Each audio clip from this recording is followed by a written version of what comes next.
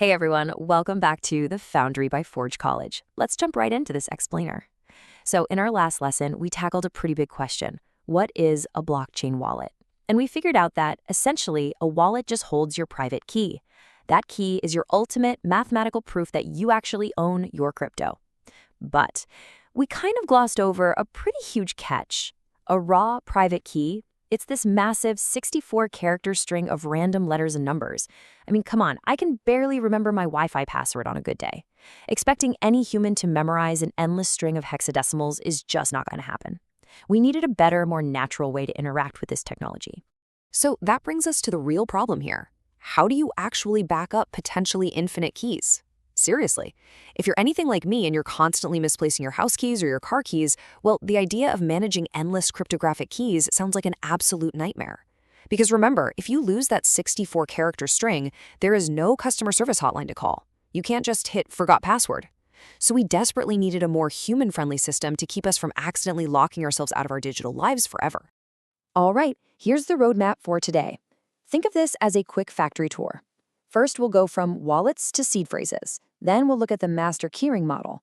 After that, we'll dive into entropy and mnemonic magic. Next up is restoring your wallet, and we'll wrap things up with securing the master key. Okay, section 1, from wallets to seed phrases. Let's bridge the gap here.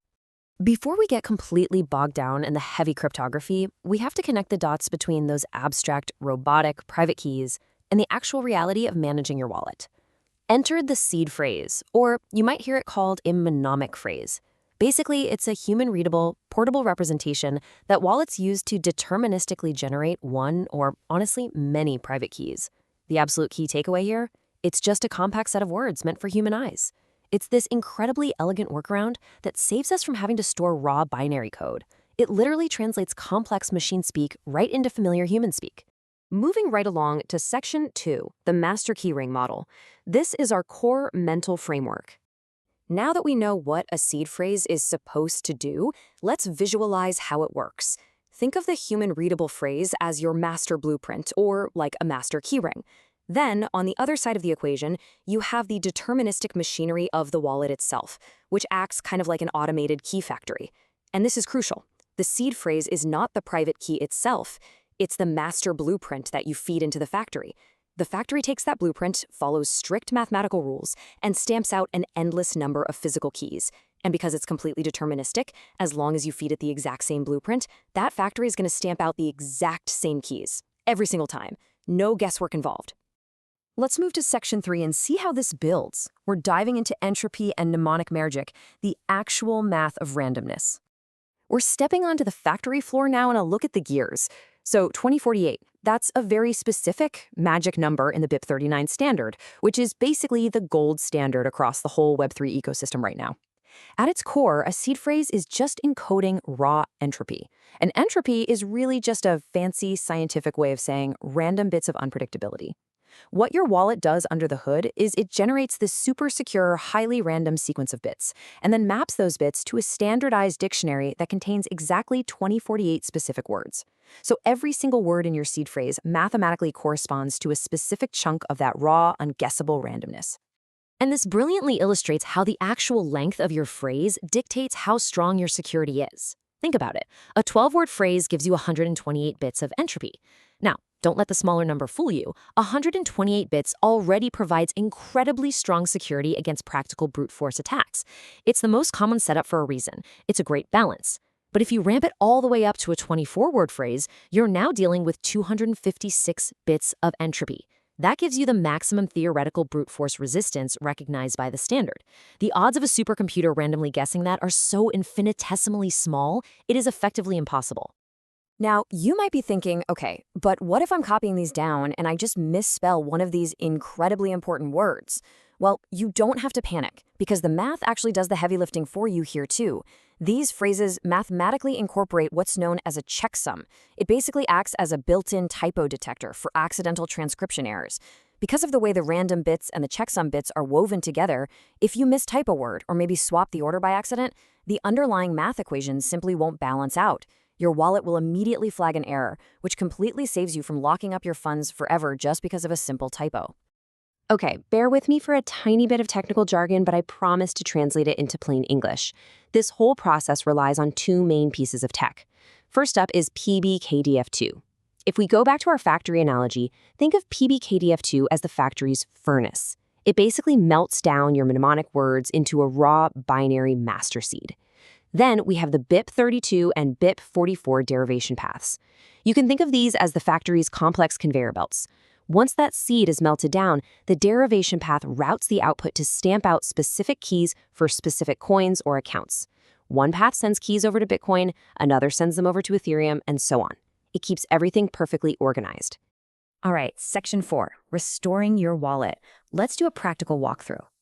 So let's take all this fascinating theory and actually put it into practice. Imagine you drop your phone in a lake and you need to recover your funds on a completely fresh device. The absolute crucial point here is following the recipe exactly. First things first, you enter your mnemonic words in the exact original order. This is where that checksum we just talked about acts as your safety net if your fingers slip.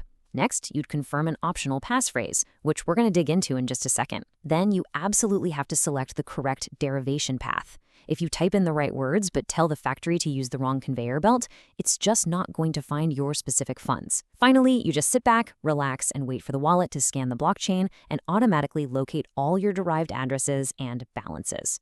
Let's pause on that passphrase part for a moment and focus on the number 25. Some wallets offer an optional 25th word, which is often called a passphrase. It's really important to know that adding a passphrase modifies your derived master seed entirely. It's an explicit extra layer of security, kind of like a unique custom password stacked right on top of your master blueprint. But guys, here is a massive warning. This 25th word is not saved anywhere by the BIP39 standard. If you lose your 12 or 24 words, obviously you lose your wallet. But if you have your words perfectly safe and you forget your optional 25th word passphrase, you still lose your wallet. There's no recovery for it. It's a hugely powerful tool, but it definitely increases your burden to keep things backed up. And that brings us to our final section, Section 5, Securing the Master Key. Let's talk about the real-world trade-offs. Now that we really understand the immense power of this master blueprint, we have to talk about the profound implications of being the sole holder of that master keyring. Let's recap. First, always remember the phrase is an elegant encoding of mathematical randomness. It's not the raw key itself.